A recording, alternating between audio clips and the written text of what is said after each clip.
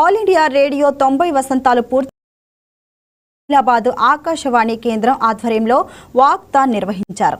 Collector రాజర్షి షా ముఖ్య అతిథిగా వాక్థాన్లో పాల్గొన్నారు. 9 దశాబ్దాల ప్రజా ప్రసార సౌరభం ఆకాశవాణి అని కలెక్టర్ పేర్కొన్నారు. ప్రపంచంలోనే అతిపెద్ద ప్రసార సాధనమని తెలంగాణ యాసకు, ఆదిలాబాద్ స్థానిక భాషకు, మాండలికలకు పెద్దపీట వేసి కార్యక్రమాలను ప్రసారం చేయడం అభినందనీయమని కొనియాడారు.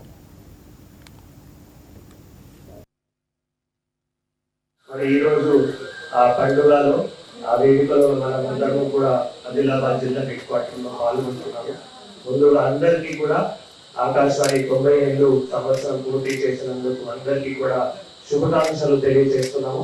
ముఖ్యంగా ఇక్కడ ఆదిలాబాద్ ఆకాశవాణిలో పనిచేస్తున్నా కూడా అందరూ ఎంప్లాయీస్ కానీ ఏవైతే చరిత్రలు ఉన్నాయో సుమన్ సతీ రెడ్డి గారు చాలా డీటెయిల్ గా కూడా చెప్పడం జరిగింది.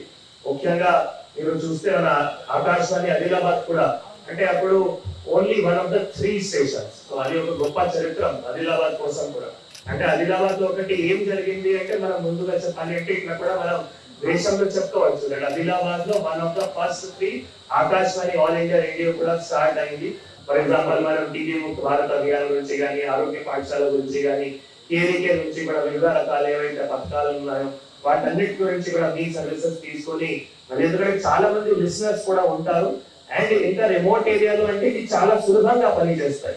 ఇట్లానే మీకు ఇంకా కూడా అడ్మినిస్ట్రేషన్ నుంచి ఏమైనా సపోర్ట్ కూడా కావాలన్నా తప్పకుండా ఆ సపోర్ట్ కూడా ఇస్తాము మీకు కూడా తెలియజేస్తూ కొంచెం కెరాష్ గారు కూడా కనపడుతున్నారు.